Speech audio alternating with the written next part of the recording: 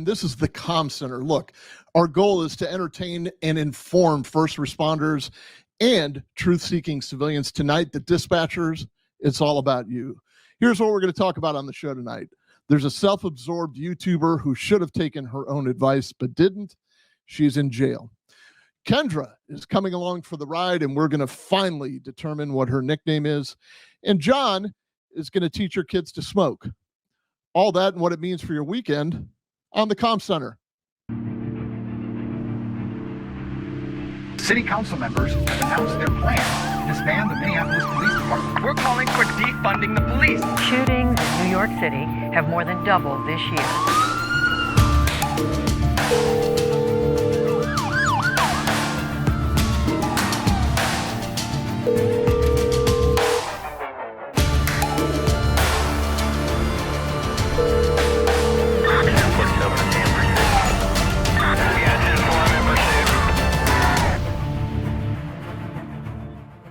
Tonight, it's the Comm Center, crossing over with true crime. Your host for tonight, former cops Drew Breezy and Kendra Drama. I'm Jon. Drew, how are you doing tonight, man? Oh, man, I couldn't be better. I'm on fire. You are on fire. Well, that sounds like an emergency. No, I just went to the bathroom just prior to coming in here. Taco Bell moment. So how have you been? How's the last week been since I last talked to you? I mean, I get lonely when I don't talk to you. So I'm doing better since yesterday, I guess. And I don't know. Kendra, I also have not spoken to you in 10 to 12 days. How are you doing? I'm doing good. Thank you for asking. I'm just kidding. I was texting Kendra the entire day, and I know damn well how she's doing. Tonight, we're going to tackle a case that's got a chilling 911 call in it. That's kind of where I come in. After that, we're going to have Drew talk about criminal charges that are going to come out of this case, and Kendra is going to tell us the true crime story in the style that only she can, and it's going to be a fun crossover. Drew, how soon did you want to get into that, or do we have any news? I forgot to ask before the show, which kind of puts you on the spot, which I apologize. No, I've got a news story I want to talk about a little bit, just because it affects a lot of people. And a lot of the stuff that we talk about. There was a 29-year-old man that was arrested Monday in Los Angeles County, and it was just 3 short days after he had pulled alongside. He's accused of pulling alongside the car of a deputy sheriff and just completely assassinating him in broad daylight. Actually, I think it was at night, but he pulled right alongside the deputy's car and pulled the trigger and killed him. The deputy's name is Deputy Ryan Klickenbroomer. And the sad part about it is Ryan was just recently engaged to be married. He is a third-generation LA Sheriff's Department deputy. His father and his grandfather were both employees, or I'm pretty sure they were in law enforcement. He'd served time as a field training officer. He did nothing but contribute great things to society, and thank God that that assassin, who they still haven't released a motive, if there ever is a motive, is off the streets. And what the sheriff said, or actually what his family said, is that he was dedicated, he was hardworking, and he was proud to serve alongside his colleagues. Ryan made the ultimate sacrifice in doing so. The statement said, Ryan was recently engaged to the love of his life. As our firstborn son, Ryan will be greatly missed by the family, friends, and sheriff's department as a whole. He had just left the sheriff's station in Palmdale, a city of more than 167,000 residents in the high desert of northern Los Angeles County. A good Samaritan, however, spotted him and alerted the station personnel. The department later released grainy surveillance video of a dark-colored sedan that pulled alongside the patrol car in the moments before the shooting.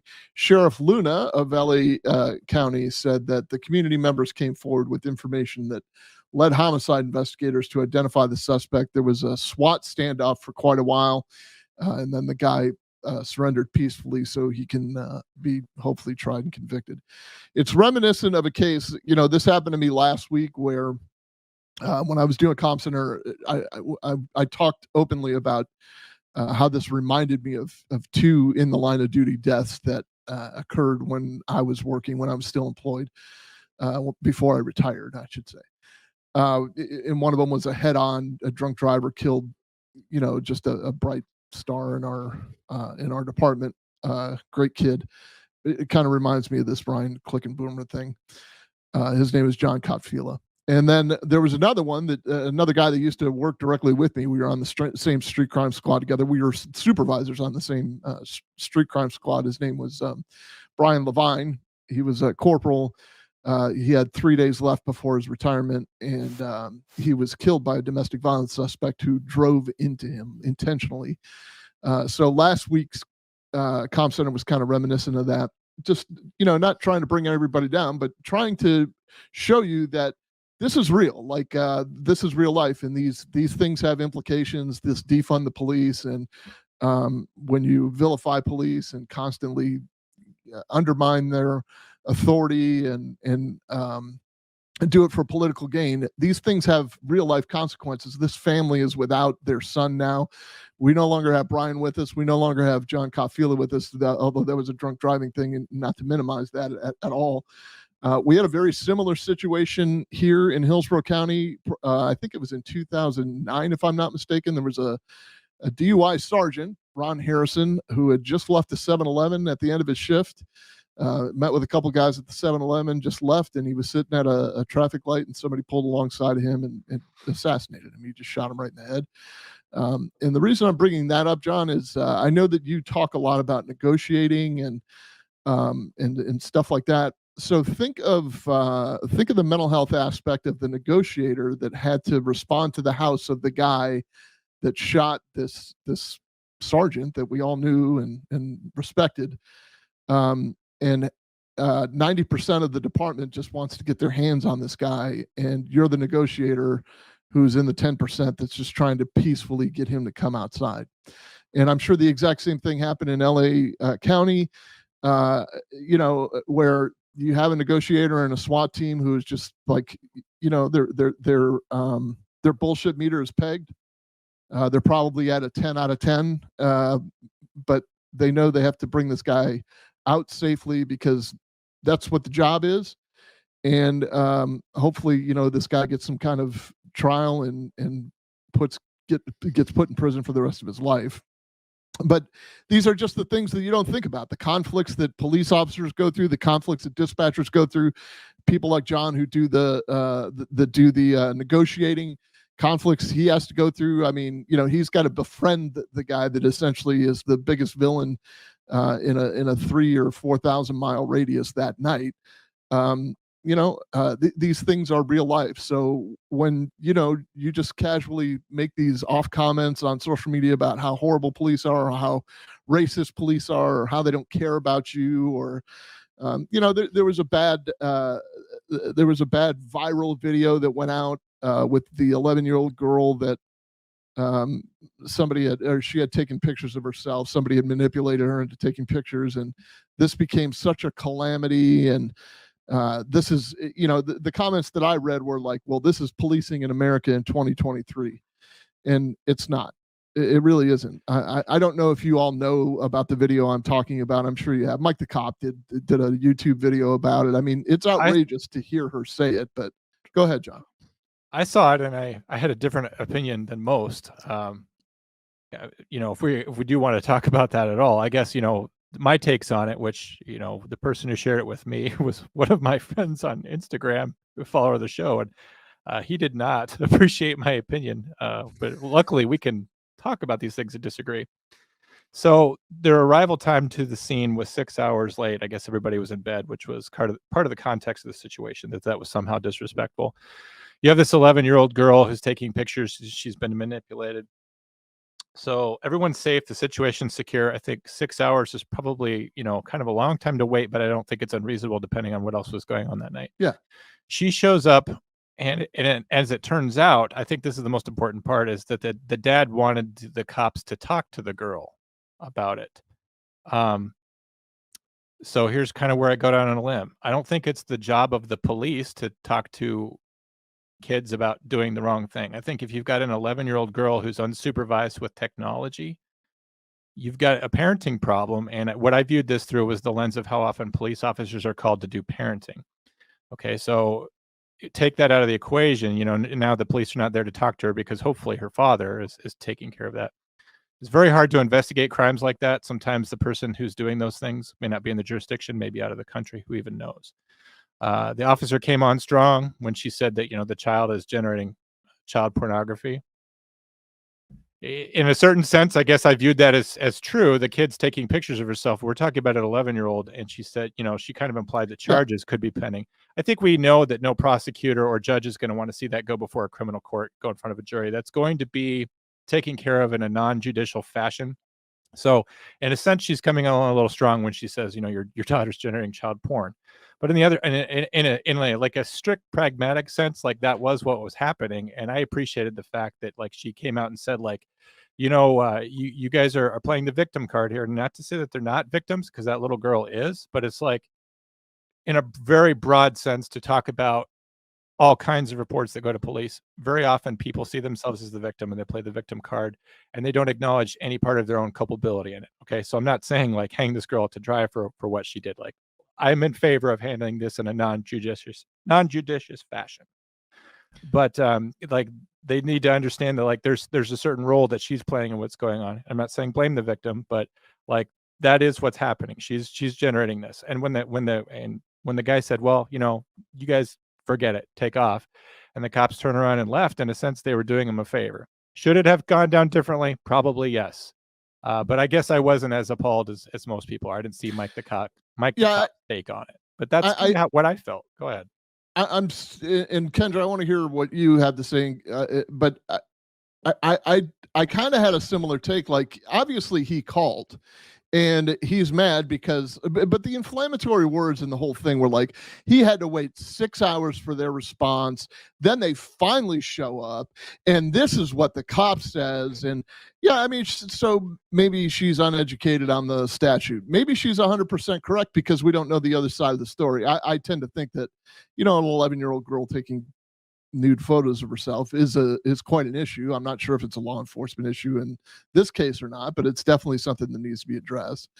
But when people start using inflammatory words just to turn people against the cops, like waiting 6 hours, and but it was a low priority. I mean, the kid's not being threatened. No one's in danger. And his statement was, what he said was, yeah, I don't even think there's anything you can do about it. Is there? And he's like, she's in bed, she's sleeping. I don't think there's anything you could do about it. But I just wanted you to talk to her and blah, blah, blah. He called to have the cops come and talk to her and tell her how dangerous this is. And so, I mean, is this a case that was blown out of proportion? I don't know.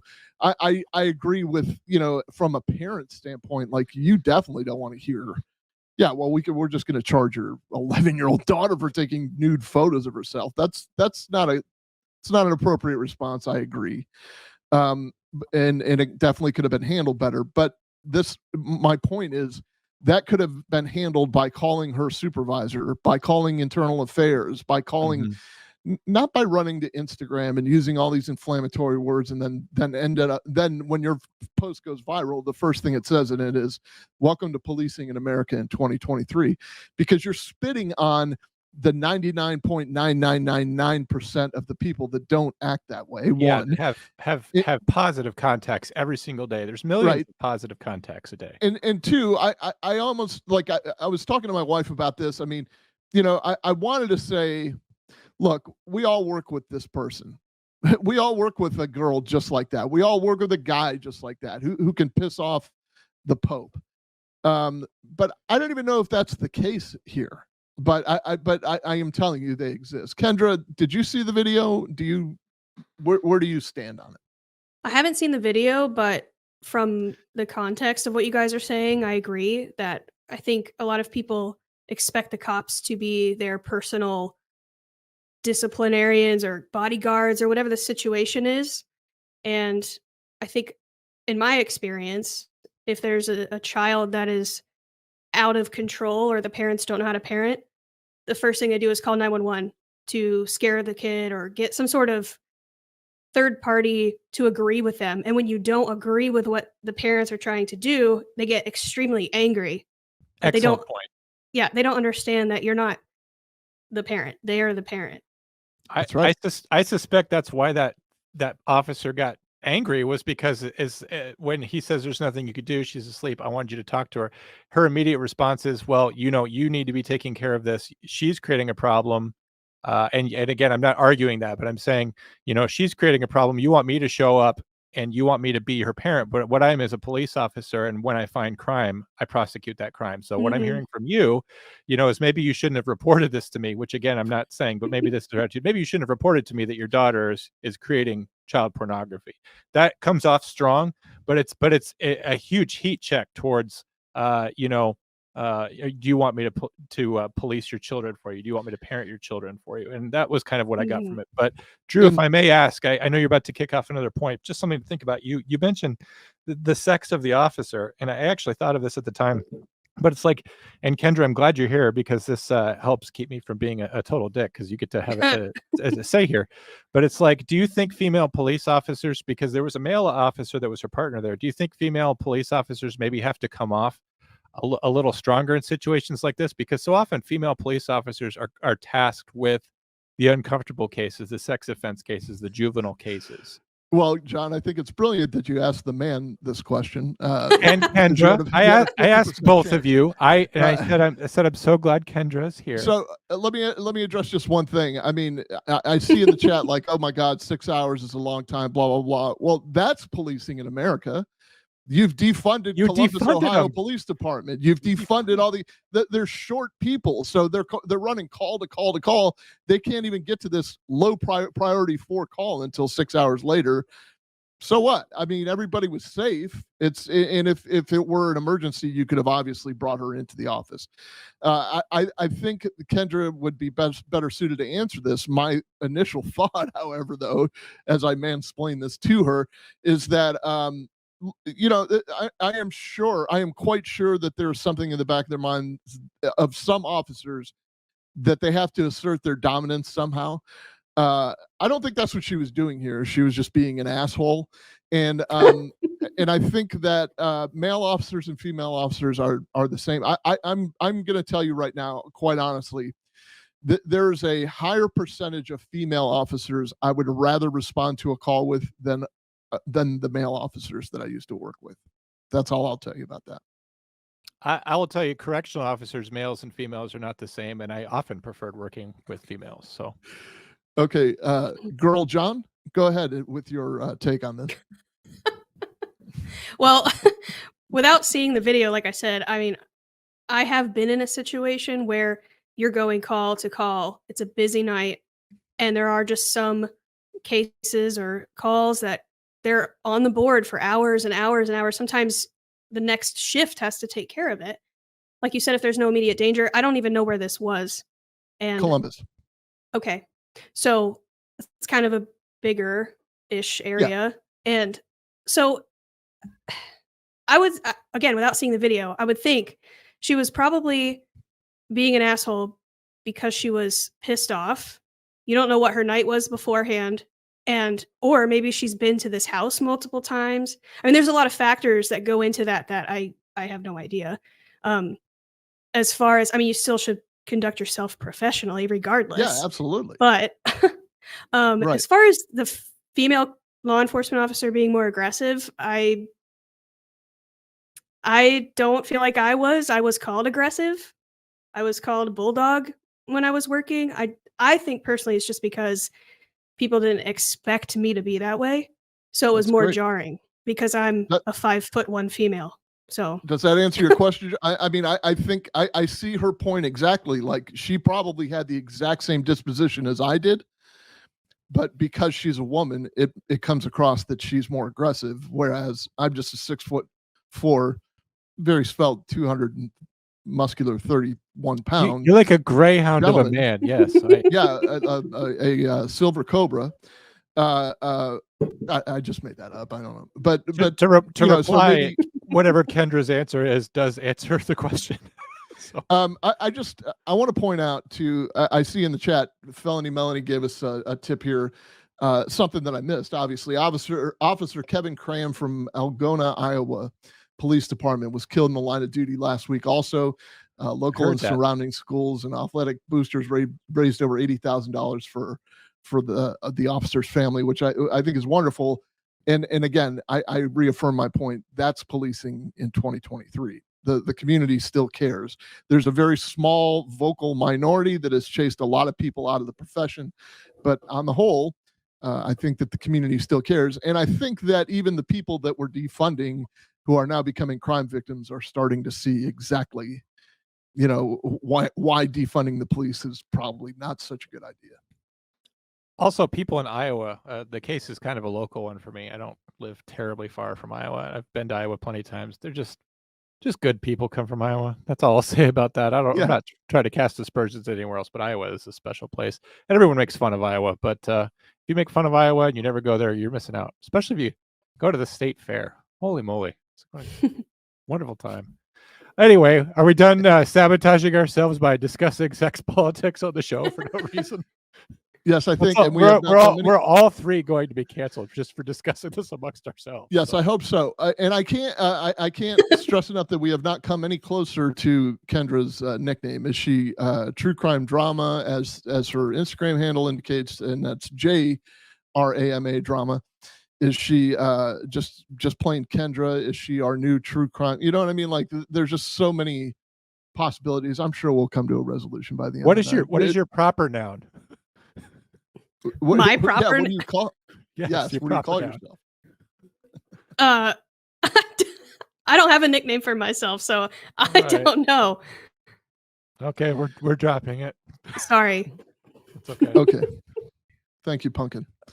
No, that's not going to be your nickname. So here we go with the case tonight. I don't want to offend anybody. We're going to go with the case tonight. And we did a crossover. Here's what I asked Kendra to do. I said that I wanted to do this. I heard this 911 call and it was kind of heavy. And I wanted to play the 911 call for everybody so John and I can put the 911 kind of spin on it. I could put the law enforcement spin on it. I wanted the true crime aspect to follow up because it's got a lot of nuances, this whole case. It's a very interesting story. And Kendra is good at making stories even more interesting than they actually are sometimes. So let's just get into this and the address of your emergency. Okay, and the phone number you're calling from. A lot of this was redacted.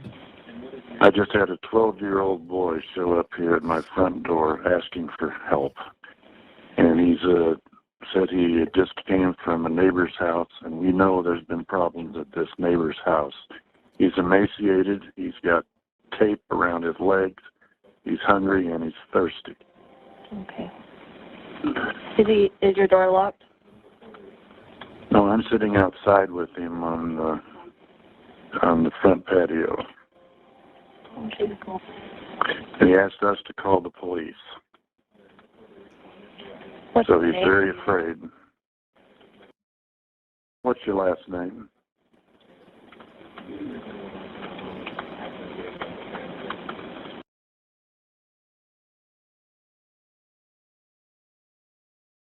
Redacted. He's 12 years old. Yes. Okay, and can you ask him his date of birth? Can you tell me your birthday? Redacted. Trying to run him through NCIC, see if he's missing. Good point. Okay, and are the neighbors out of their home, or is anybody looking for them that you can see? Okay, John, say that again. Say why getting the date of birth is so important. They want to know the identity of the boy pretty much right away because they can run him through NCIC. What that is they're essentially going to run his name through the computer system like they would a driver's license or anything else. Of course, he's 12. He doesn't have a driver's license. But what you'll get back is an NCIC hit for a missing person. Now, this is a type of NCIC file like a stolen car or anything else where all his data is going to be entered. And there's usually other databases, not just NCIC. But since this child has turned up apparently from parts unknown in a state of terrible distress, I think we're all going in our minds, and this dispatcher surely is, to worst case scenario thing. Are we looking at an abducted child who's managed to escape? Certainly what it sounds like. So I think she's checking for that first.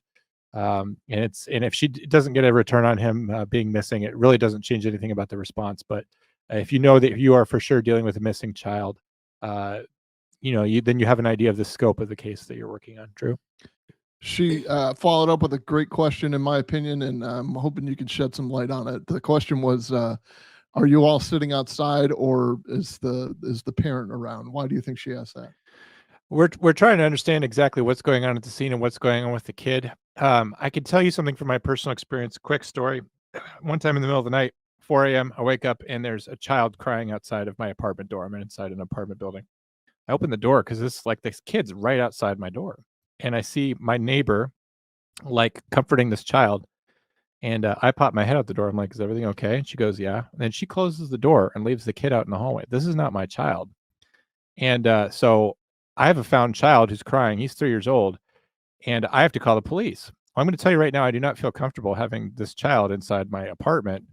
And just because the state of the world, if you're a guy right now, you can't be a helpful stranger to a child. Like even walking around the mall, if I see a kid crying, I lost my mommy, like I am hesitant to approach that child because just the stigma attached with the prevalence of sex offenders and prurient and untoward behavior, you feel that. So I had the kid come in to my apartment. I put him on the couch. I put on How to Train Your Dragon on Netflix. I left the door open and I sat nowhere near the kid, so that when the police came in, they could see that he was fine, that I was nowhere near him, that there was any kind of danger. I think that's what's going through this guy's mind too, is this kid came up and they're outside with them and they're hesitant to take him inside. This is just my take. It could be way off, but just because they could tell something's clearly wrong and they don't want the kid to feel trapped. They don't want him to feel like he's in another unsafe place. They're trying to be open and honest and clear about everything. But I think the guy's horrified. And I think the dispatcher's asking, if they're inside the house so the police understand what they're rolling up on. If I'm way off, Drew, go ahead. No, it's not to mention the kid that was outside your apartment probably wanted something to eat, and you were probably too embarrassed to show him that all you had were kids' foods like Dino Nugs. This was post-divorce, so all I had was like condiments in the fridge. I had nothing to give. I can make you a plate of mayo and ketchup. It's very British. It's fancy sauce, yeah. Kendra, what's your take on the question of, hey, are there people outside watching you? I agree with John. I think it's the guy had this kid just show up at his house, and if you see where they're at, it's kind of in the middle of nowhere. So it's a little strange. This kid, as we'll hear, has some other things going on that make it extremely suspicious, and I would probably be doing the same thing. Yeah. So I agree with John. Outstanding. Let's get back to the call. No, our homes are far enough away. I'm not sure. How did you get out of the house? Porch. He went out. He says you just left through the porch at the neighbor's house. Her name is Jodi Hildebrandt. Remember and she that lives name? 2 doors up the street. Out here in Cayenne, the houses are far apart. Yeah, out here in Cayenne, the houses are far apart, so he walked just under a block to get to our house. He rang my doorbell and asked me to call the police. Does he seem to be under the influence of drugs or alcohol?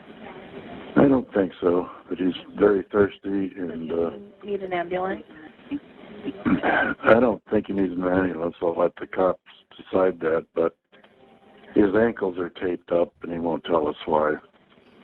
Okay. But he has duct tape around each ankle. Yeah, there's sores around them. I think there's a good chance he's been... Oh, and he has them around his ankles. I mean, his wrists as well. Okay, this boy has been... He needs...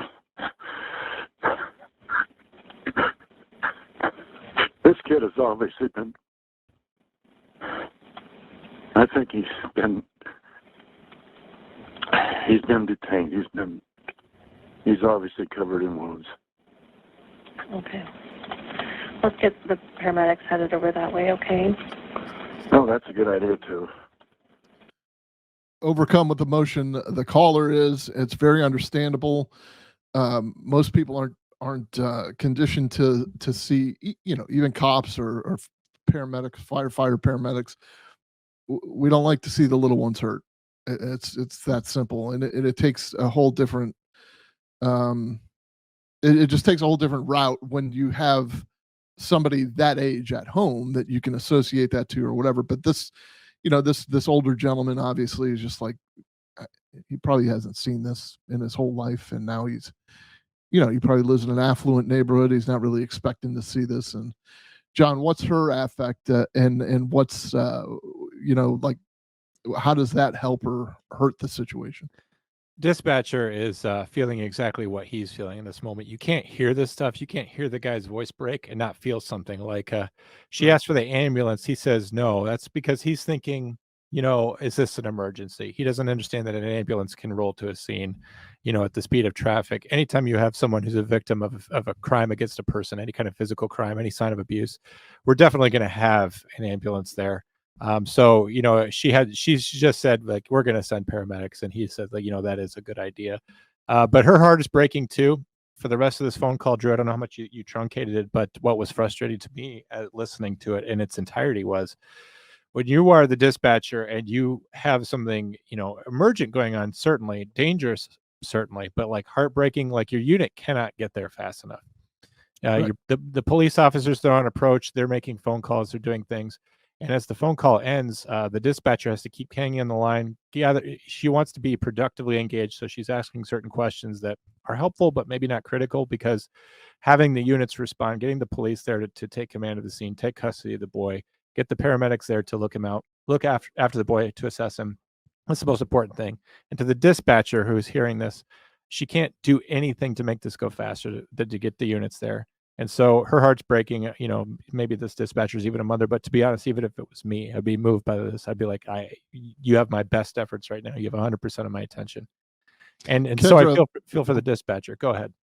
I'm sorry, John. Kendra, a female officer handling a child abuse call is a little bit different sometimes, or a sexual battery call. I hate to delineate between male officers and female officers. I tend to think that we all do the same job. But there's a caring and nurturing gene that some women have that some guys don't, and vice versa sometimes. But is that your experience? Yeah, I think especially with the little ones, if they see a woman show up, they kind of associate that with maybe mother. It's a little less alarming to see a younger woman, or even just someone who's resembles maybe an adult woman in their life that they look up to.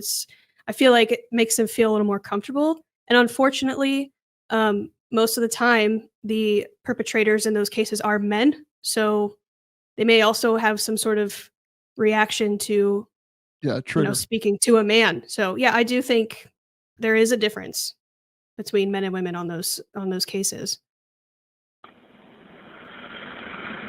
Let's see. Has he told you where his mom or dad are? Haven't asked him that. Yeah. You know where your mommy and... I really got you. Yeah, I'm sure that doesn't matter, son. Do you know where your mom and dad are? Well, actually, I don't know where my mom is, but I do know where my dad is. He's not anywhere here. No. Nowhere here. Okay. No, he doesn't seem them. He says he knows where his mom is, but he doesn't know where his dad is. That's correct. I do know where my dad is. Is his mom home? He doesn't live. He just says he doesn't live around here. Okay.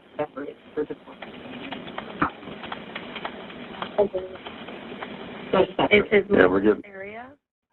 Is your mom around here? Have you seen her lately? No. He doesn't know where she is right now. Does he know his mom's name? What's your mom's name? Ruby Franke? Ruby Franke is his mom's name. Okay. How do you spell the last name? Franke. Franke. Okay. And does she live in the area? No, I'm not sure where she lives. He's trying to help us, but he's... That's okay. We don't want to stress him out too much. The officers will go over all these questions with him anyway. I just want to stay on the phone with you until we get some help there, okay? Yeah, What's your name? My name is... Redacted.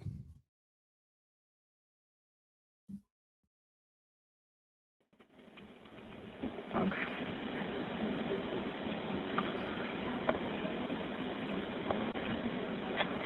Can you ask him if any other children were in the home he came from? Okay. Was there any other kids up at Jody's house? Besides, Anybody else? No, I was...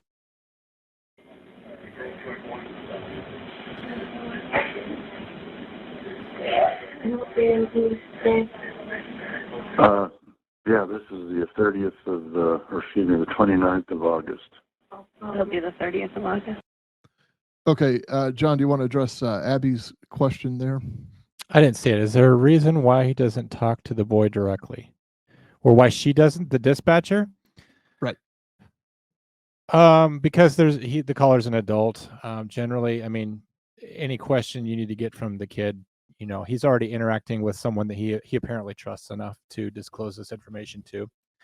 And by the way, a kid leaving the scene of what we now know is a domestic child abuse situation is incredibly brave. So he's already vested something in the guy that he's talking to, and putting somebody on the phone. There's a personal disconnect there where it's like, oh, you're talking to me. We have a bond. You heard him call the boy's son, to just hand the phone and say, here, tell them what's going on.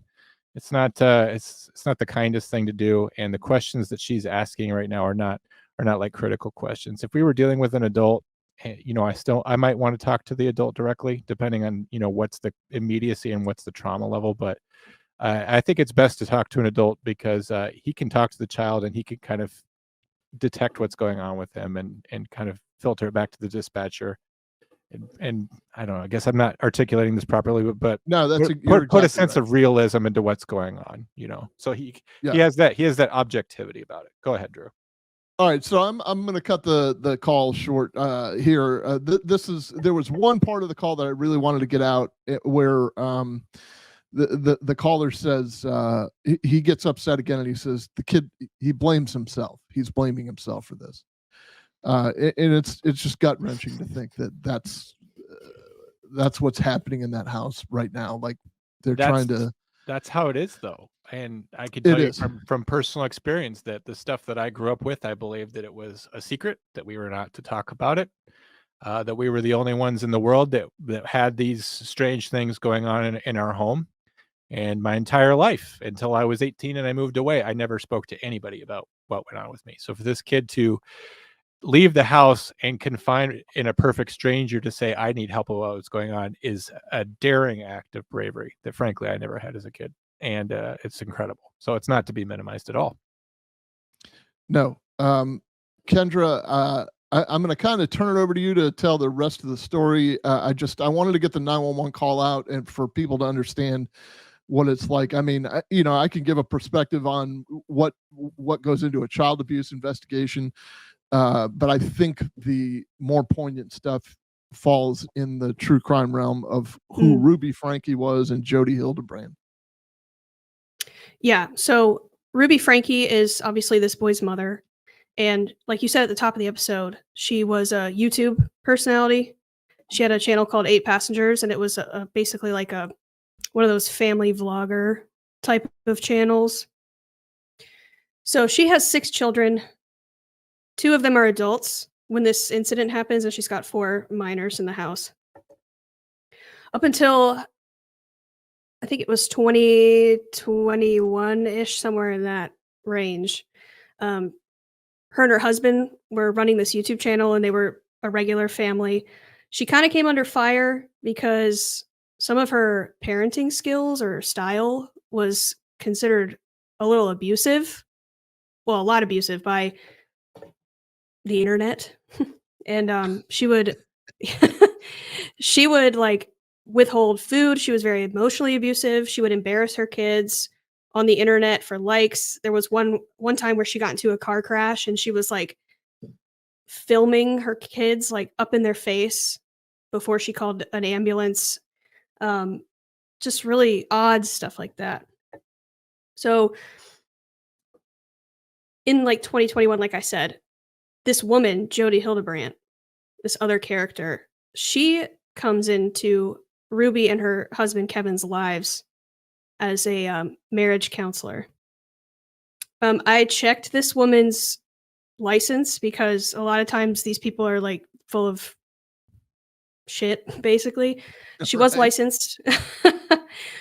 She was a licensed family counselor in the state of Utah. And I mean, that's not too uncommon, but she moved in with them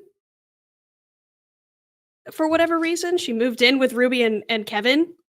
That seems a little uncommon. Yeah, it is a little weird. So she's in their house trying to fix their relationship, but ultimately Ruby ends up kicking Kevin out of their home and is now with their children, with this woman in their house. So at this time, Ruby and Jody start a podcast through Jody's self-help program called Connections. And I went to this That's website. Connections with an X, by the way. Yes. Very campy. Yes. Yeah. Well, she's very different. In her own words, she states on her website, she says, "I began practicing in the psychotherapy world and my patients were not healing." So she moved on to this bright new Connections program that she made up, has this podcast with Ruby, and they're just spouting off all of this horrible family advice, essentially. Ruby's sister-in-laws, Kevin's sisters, they say that this is when a lot of the really scary abuse started to happen with the kids, when this woman infiltrated their lives. And they described her as a cult leader, which actually makes a lot of sense to me because, I mean, cult leaders, they usually come up with these bullshit programs and they infiltrate people's lives and they just wreck them. So this is happening for a couple of years, and for what I don't know why, but Ruby ends up moving in with Jody in, where was it? Irving, I think, Utah. They were living in Springville, which is 4 hours north of where this incident happened, where the 911 call generated. I don't know why they were living with her. But it just got worse and worse. Well, bizarre. Actually, it's very bizarre. And it's an important point because Kevin Franke, who is the husband of Ruby Franke, who is featured in 8 Passengers also, was asked to leave the residence. So they were living apart at that time. Like it's a bizarre situation. They were separated for like 13 months or something. Yeah, and that came up in the 911 call. Where the young kid said, "I know where my dad is. I don't know where my mom is," or vice versa. Right. So when the 911 call happened, obviously law enforcement came out. They got the story from the kid, and he said, "I was at Jody's house," which was up the street. So they obtain a search warrant, and they go into this house, and they find evidence that corroborated the story that this child gave. I don't want to say his name. He told investigators that he was bound to the floor, that he'd been starved. Him and his younger sister were in the house, as well as one of their siblings. That sibling was not there when they executed the search warrant. They found all this evidence, and it basically painted this scene of they were holding these children captive, and essentially starving them and torturing them. And it's honestly, it's very heartbreaking. But like John said, the fact that he got out, he broke through a window and got out and ran to the neighbor's house at 12 years old. And it's just it's a very, very sad story. Today there was, or maybe it was yesterday, there were updates of some of the abuse that was happening. Both of the children were injured from being tied down and all that, and they were using like cayenne pepper and honey to treat these wounds. They wouldn't call for help for these kids. It's really, really disgusting what these two women were doing, and I don't think it's far off to say that they were in some sort of like weird cult-ish relationship. There were rumors of a romantic partnership going on. It's very, very bizarre. All of it's very bizarre. I have a quick question for you. This is just kind of an aside, but I was reading today about how the discovery of, and I didn't get the exact details, but the cayenne pepper salve that's made out of cayenne pepper and honey. At first, when I read that, I'm like, well, my God, they're like inventing ways to like torture a child because, you know, just imagine pepper in your wounds, you know, it's horrifying. But I was reading this that cayenne pepper can be used to treat topical wounds. It's like not recommended like to do it for an extended amount of time. But I ask you this because I actually know that like you have dabbled or you're learning about holistic medicine. Do you know, can you verify like whether or not that's a good idea or if it really is just as horrible as it sounds? Or do you know about that? It just depends on the extent of the injury. Okay. If it is just topical, like a little rash or you scrape your knee or something like that, sure, you could use that. There's properties in honey and cayenne that help with wound healing. But these children had like deep lacerations from the ropes being In handcuffs. And handcuffs, and it's disgusting what they did to these kids, and the reasons why they did it, or the reasons that they're giving, is because Ruby Franke stated that the kid that escaped, trying not to use his name, he was like kind of a problem child, if you will. He was just very energetic, and if you look back on some of her YouTube escapades, she berates him a lot for just kind of being a kid. Yeah. Yes. And it really, that's what it boils down to. He's very hyperactive. He plays with his siblings a little rough. I think he's like the 5th out of 6 kids. So, you know, like the stereotype is the younger they get, the crazier they are. Yeah. But he wasn't doing anything super insane. She's claiming that this child developed a porn addiction at 3 years old and began. How do you see that at 3? So sorry. That's the question, because she's trying to spin this narrative to where it's not her fault, essentially, is what she's doing. I heard her. She told the police about 2 of the other kids, possibly that the ones they were segregated from the other 2, and I mean that they were possibly in a locked room. She said that these 2 children it's not that they shouldn't be allowed to be around anyone else. So they clearly had pretty insane ideas about these children. Like you implied, they were berating this one boy for being energetic or a kid or maybe not properly behaved or well parented. And so their solution to that was to like at some point go to the store and buy handcuffs and say this is the solution to dealing with a child. And then there's this locked room, which I believe they had to get a search warrant for. And then there's children that are inside that.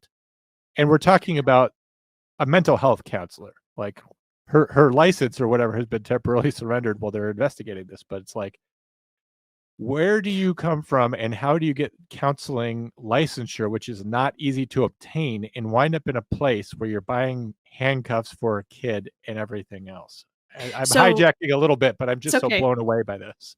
So to answer a couple of those questions, the child that allegedly had this addiction at 3 years old was assaulting other kids in the neighborhood and some of his siblings. This is all according to Ruby Franke. I don't believe it for a second, but this is what she's telling the court. And that she just couldn't do anything else with him. And he ended up like recruiting his sister, who was the other child that was found at Hildebrandt's home, to do these assaults with him. And their solution was to tie them to the floor and starve them because they shouldn't be allowed around other kids. And to answer your question about this therapist obtaining a license, her degree is a Master of Science, which could be literally anything. It doesn't have to even be in psychology. So she has a counseling license, though, which means she underwent some hours of supervision actually counseling people. She must have, I mean, you said at one point she had a practice of some kind in which people were not healing, and that's why she had to create this crazy program. So at some point, to attain a licensure, she's going to be under the supervision of a fully qualified mental health professional of some higher level. She's going to be going through a number of hours where she's submitting case notes of her interactions with patients for approval. She's going to have to abide by the canons of ethics. She's going to have to take, I assume, state tests for reaching licensure, because that licensure comes from the state. So it's like, this is not a person where we could say, well, she's a lay person, she has some degree in something, and she became a counselor. This is a person that we can hold absolutely accountable because she knows the canons of ethics. She knows what it means to be a counselor, and she bought handcuffs from a store at some point. So, yeah, she did that for 25 years, and so she does know better. It just, I think it goes to show that like this, I know education's not everything. Some stuff is on the job, and she did obtain a license, but also what formal education, like where is she getting educated from? Obviously she's mentally ill, but yeah, it's very scary. Hold on, pump the brakes on that, because I hate it when we say, well, it's mental illness, and she may be. I'm not saying she's not, but whenever we would just say, well, she's obviously mentally ill, that's a way of making ourselves feel more comfortable, because we say, well, we would never behave like her. What if she's not mentally ill? What if she's just an evil bitch? And, and it also means, very possible. It also means if she's not mentally ill, that she's completely culpable to stand trial for everything that she's done. At no point can we say she doesn't meet any standard of knowing right from wrong in the heat of the moment, or whatever. We could say that she is not legally insane, and she should not be held to a diminished standard of capacity.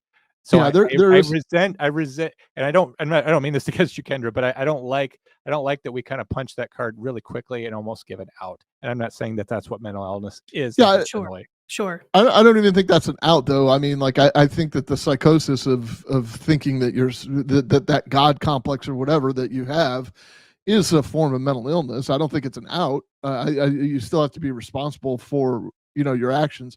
I watched an interesting interview that a guy did who used to be a patient of hers, and he like, you can watch it for yourself. I don't want to steal this guy's thunder or tell his story wrong, but essentially he was abused by a scoutmaster of some sort, and he'd been re-traumatized a few times. He moved to a different state to try to get away from the whole thing, and he ended up going to Jodi Hildebrandt as his counselor. In fact, it was his bishop of some sort that sent him to her to be the counselor. And this is a few years back. And then one thing led to another. Then all of a sudden, so it was a couples counseling session. It was he was doing what he could to save his marriage. And they were going along just fine. They were just having regular marital problems, if that's a thing. And she was counseling him, and he was very complimentary of her style and her intelligence and all that other stuff. But it took a very wrong turn very quickly. And the next thing he knew, he was separated from his wife, and his wife and Jodi Hildebrandt were concocting stories that he was sexually abusing his own children and all these other things. So he, if I'm not mistaken, it was either he or the person that was interviewing him used the term brainwashing. Like, she was kind of like the master of brainwashing. And, is that what happened here? I mean, I think that also, Ruby Franke has some skin in the game. I don't know that she was even under Jodi Hildebrandt's care when she was making these horrible videos that I was watching today. Like this poor little kid. I mean, you know, he was 9, 10 years old, and you know, she's got the camera on her the whole time, you know, the phone camera, but you know, you can see him over here. So this is, you know, just this is America in 2023. The mom needs to be the center of attention, and you know, like, just give me a fucking break. If you're going to parent your kid. And she's having this conversation with him about how, you know, what her insight is into why he's misbehaving, and asking him, do you see why I see that? And, you know, I see the value in having those conversations with your kid, but I don't necessarily see the value in having that conversation on YouTube. One, and two, she was harsh. I mean, she was totally harsh with this kid. Then they show another video, and I don't know if they're cherry picking or not, but you know, they talk about how they moved into a new house, and the oldest son had played a few practical jokes on the youngest son. So his punishment was he didn't get a room. So he had been sleeping on a beanbag floor or a beanbag chair for, I don't know, a year. He was sent away to some, you know, like youth camp or whatever to straighten out his discipline problem. It just seems like everybody had discipline problems but them. You know what I mean? And so it's this YouTube culture, or this, you know, for clicks and likes. Let me get on here. One of the first videos I watched was her in her car, almost in a panic, saying, I haven't been vlogging every day like I should be. I'm so sorry. I am vlogging every day, and I should be vlogging every day. And that's her focus. Like, how about you be a fucking mother every day? And then, you know, if you can fit the vlogging in, let's, you know, maybe you could do that. I mean, I sit here on YouTube and Rumble saying the same thing. You can, you don't have 6 kids, Rumble though. channel, but yeah, right. You don't have 6 kids, and you tried to make a show about that. You know, you put in 29 years as a cop, and you waited until you were done with that to have a YouTube show. So I think your priorities are probably in the right place. You know, you didn't let your YouTube and Rumble career distract you from your police career. So not yet. So Kendra, where are we in the story? I mean, did she? So, I mean, you had mentioned there was a search warrant that was written. There were a couple search warrants. Do you know what was gained or what evidence was gathered out of those? From what I can tell, it was mostly just the devices, or not weapons, but you know, the handcuffs, the rope, the salve that they used, and then obviously the physical evidence of the children being emaciated and injured. The charges that were brought initially, it was 1 count of aggravated child abuse for each woman.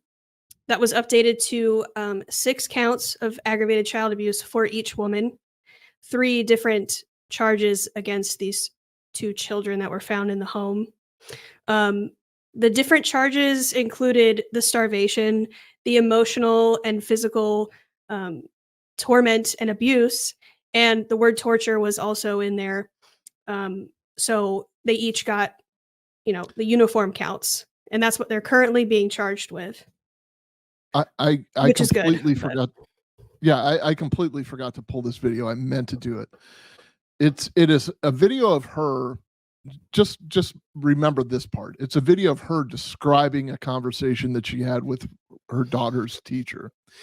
And the daughter's teacher texted her or called her or sent her an email that said she looked in the girl's lunchbox and she didn't have any lunch today, and she's starved. She's hungry. And her response was, she is responsible for making her lunch. She failed to make her lunch today.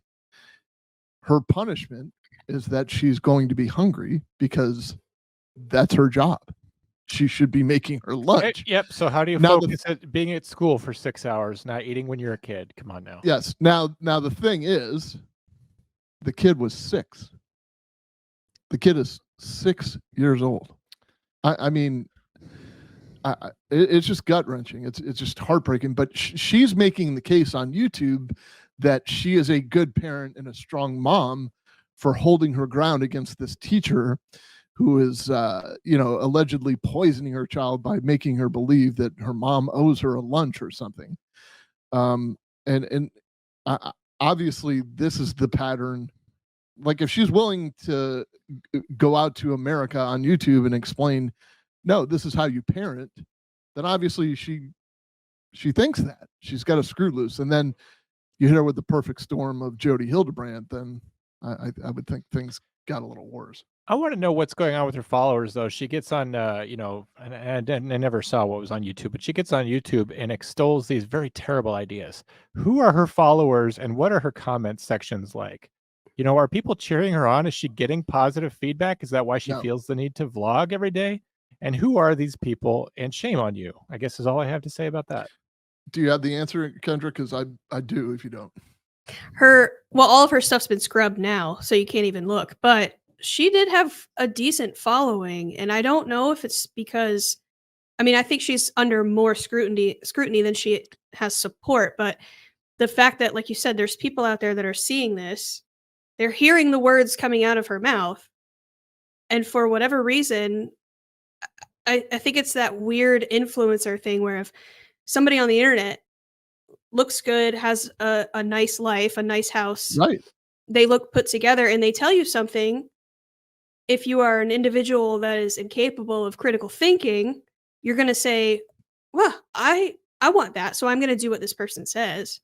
And I think that's what her followers were, my opinion. Yeah, like if I'm not mistaken, this all kind of started during the pandemic anyway. Mm-hmm. But I know for a fact that she got PPP loans. She got Paycheck Protection Plan loans because of her YouTube crew was not able to film her and edit and all that other stuff. So she took loans out and they were forgiven. But so when you think about it, that's what everybody did in the pandemic. That's how the star was born in Joe Exotic, and everybody was just glued to the TV, and stars were born all over the place. And all of a sudden she's Queen Mom. But to answer directly the question, John, there were several allegations of child abuse that came from the comment section. There was a change.org petition that said, we want to send local law enforcement officers over to this house to investigate them.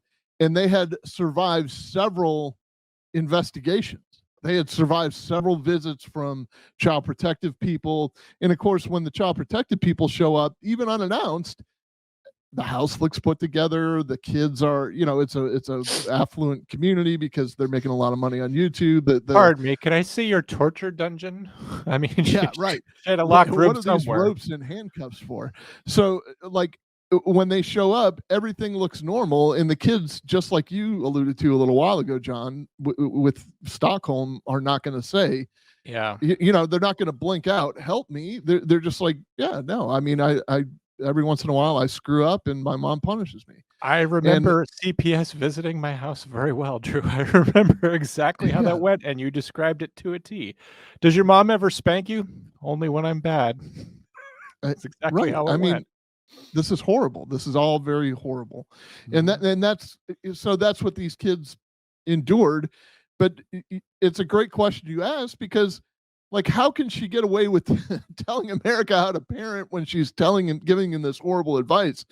But she didn't. And I think that was the frustration of most of their neighbors, which drove them to the Hildebrandt, to Jodi Hildebrandt. And I think even the Hildebrandt neighbors were concerned about those kids.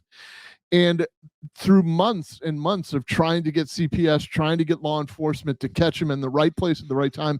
In fact, their daughter, the oldest daughter, went off to Brigham Young University, and she had cut off communication with them altogether. So the day that she was arrested, she put on her little Instagram story, the photo of her mom being led to a police car, and it said, finally. Yeah. Mm-hmm. So like she was kind of broken free from that situation.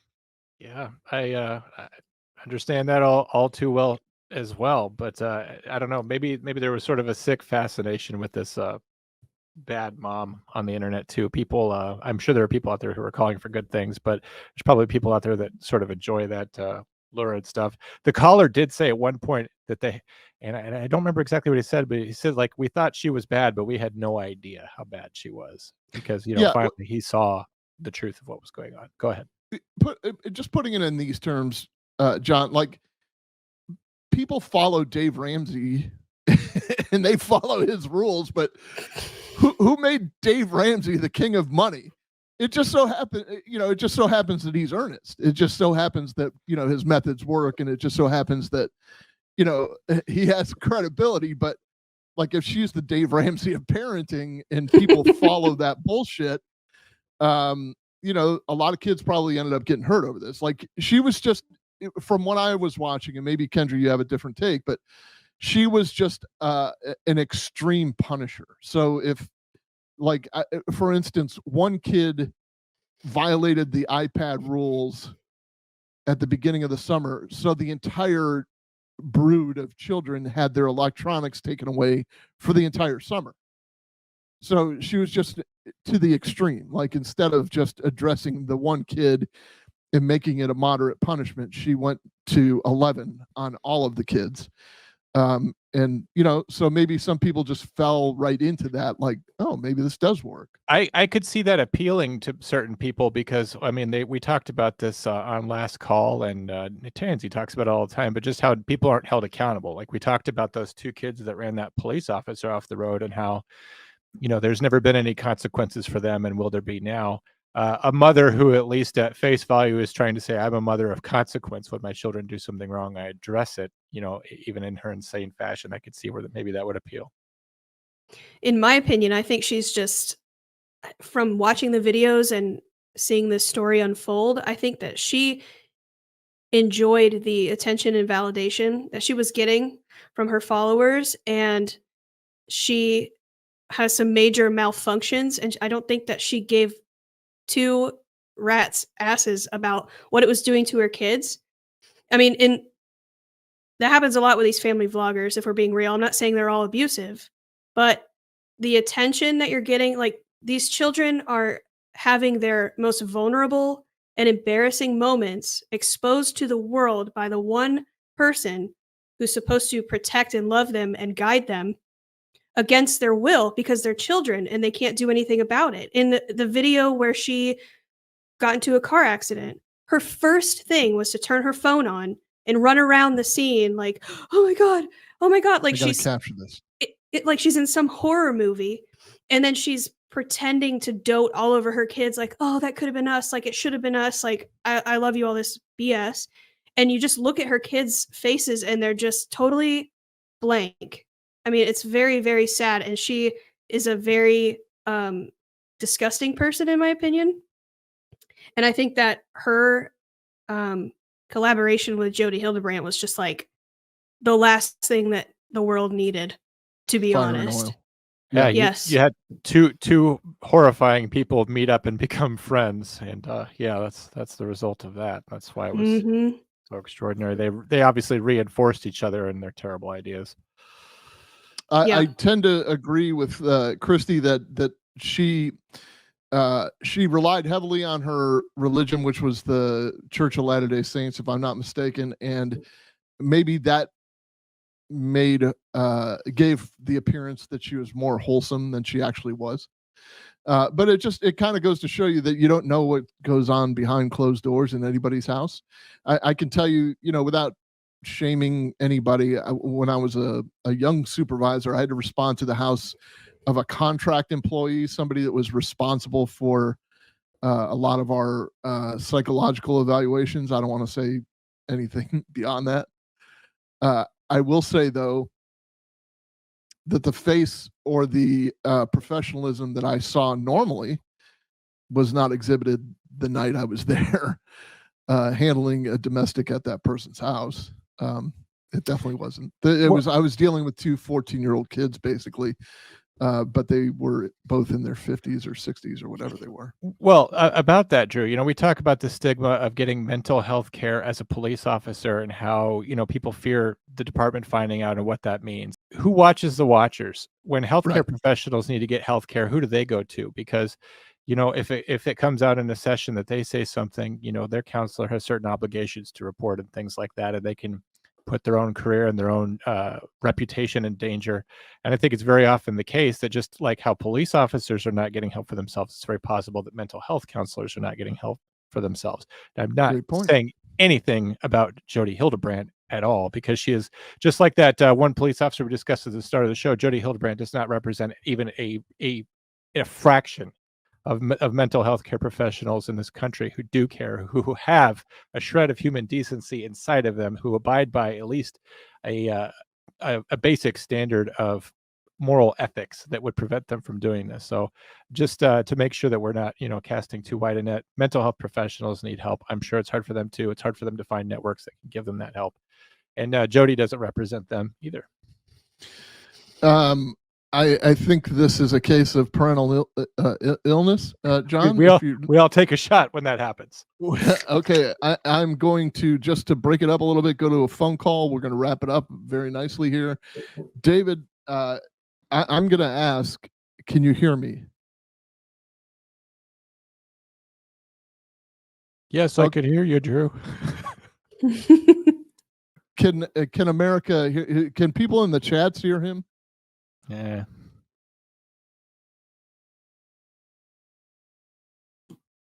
I can tell you're in some kind of rowdy atmosphere. I don't know if the callers, I don't know if the people in the chat can hear you, so we may not need to go any further, but. Nope. No, David, which is too bad. Okay. What is blue but not very heavy? I don't know the answer to that. Light blue. Oh, light blue. Very good. David, unfortunately, I'm seeing in the chats that nobody can hear you, so this does not make for a compelling podcast. I'm sorry that you waited 2 hours and 21 minutes to speak to us. John, Kendra, do you have anything else to put a little bow on this story? Are they still in jail? Are they being held on bond? What's going on with the case? Without bond? There's still no bond. They just had a initial appearance and then one hearing because they were arrested at the end of August. So it's still really new. The updates from the search warrant came out, like I said, yesterday. And Ruby Franke made those statements about the assaults at the last hearing. So we're still waiting for pretty much everything else to happen at this point. From what I understand from Kevin's attorney, that there was a reporter that snuck into that hearing and reported everything that she said. None of that information was supposed to be released, so the judge is not very happy with it. Because I think America is starving for the information, and it's like it's a compelling story and blah blah blah. But there are 6 kids we're dealing with that have been affected for their entire lives, and they don't deserve the negative attention that this is going to bring. I'm sure that they're just trying to move forward, and it's going to be a long road for all of them, I would think. But I don't know. But again, here we are talking about it. So, well, the youngest 4 are in CPS custody right now, and I think something that people don't understand. I know America wants answers immediately to these types of cases because it's atrocious, and you just want to answer the question why. But there's a reason why things move at a certain pace, and certain things have to fall in place and happen before the public can get answers. If we want them to have a good, fair trial and get convicted, there's just some information that we're not privy to and we shouldn't be privy to. To me, if you want to know all of the disgusting details of this child abuse case, there's something wrong with you. But I understand that people want justice quickly, but there is a process, and it's there for a reason, so it can be done correctly. And doing things like sneaking into hearings and basically, I don't want to say whistleblowing, but you're telling all of the nitty gritty.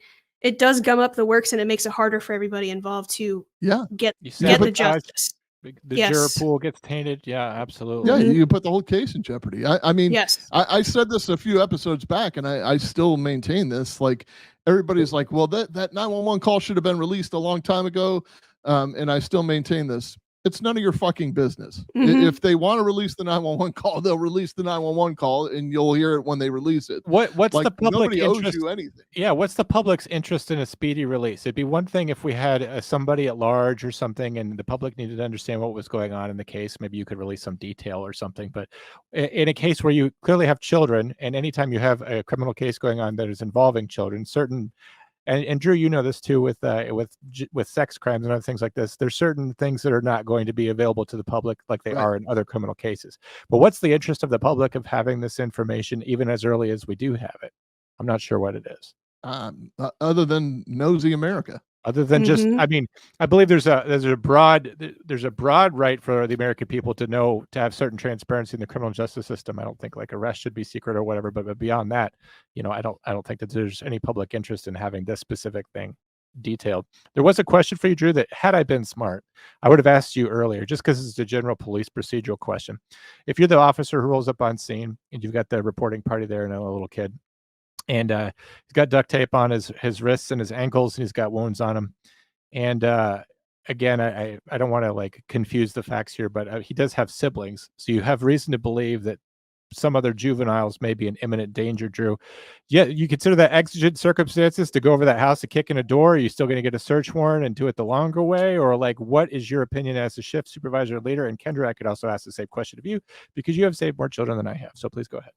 It's going to depend on his answer to the questions. I mean, obviously, we want to treat the kid you got in front of you. So EMS is needed. You're going to need a photograph before they start treating. So get your camera out and start documenting and pay attention to every word that kid says. But if there's reason to believe that little girl's in there, yeah, somebody at some point is going to have to go knock on the door pretty quickly and save her. If there's a belief that she's being abused. If there's a belief that she's in there tied up, well, I mean, maybe we can slow run. You know what I'm saying? And that might be the time to procedurally get the search warrant, so nobody can. Well, no one's going to deny entry in that situation anyway, because we could claim the exigency of the kid being tied up, but. Yeah, obviously it's going to depend on what the first kid says. Yeah, where the kid is in the house, and then obviously, once you're inside, if you've located the kid, at that point you probably can't continue to search for these other details like the tape and the salve that was found in the locked room, right? Definitely not. I mean, you're going to remove everybody from the house and write your search warrant from there. And then there are people that were making much ado about the fact that there were search warrants written the following day and served the following day. Well, that's the first day they did a search warrant for the instruments of the crime, like the rope and to get into the house and to all that, and then they recovered phones in there. Well, you just because you recover a phone doesn't necessarily mean you can search the phone. You have to write a new search warrant for the phone, and once that's approved, then then you can get into the phone. So sometimes there's a delay in that. Sometimes that's the reason for the second or third search warrant, but They had to write one for the locked room as well. Oh, wow. So from what I read, yeah. So they didn't find anything in there, but yeah, as you go through the house, you find things that you can't just, like you said, with the phones and stuff, you have to get other search warrants and stuff like that. So. They're not covered by the first one. When the judge signs off on that, you don't just have infinite scope. When you write a warrant, you have to put very limited and specific scope on where you're going and what you're looking for. If there's plain view exceptions, of course, if you go into the house and you're looking for duct tape and you see drugs, like, of course, you're not just going to turn a blind eye to the drugs. You may not end up charging them because that's not what you're there for. But, in terms of finding a locked room that you didn't even know about the time that you wrote your first search warrant, well, the judge doesn't know about that either. And the judge didn't sign off on that. So you would need another more specific warrant. So that's why you would see warrants being reissued, particularly as the investigation advances. Yeah, sometimes the previous warrants are incorporated by reference, like the warrant. Instead of rewriting all the facts, you'll just refer to the other warrant and make sure that it's a part of the new warrant that you're making.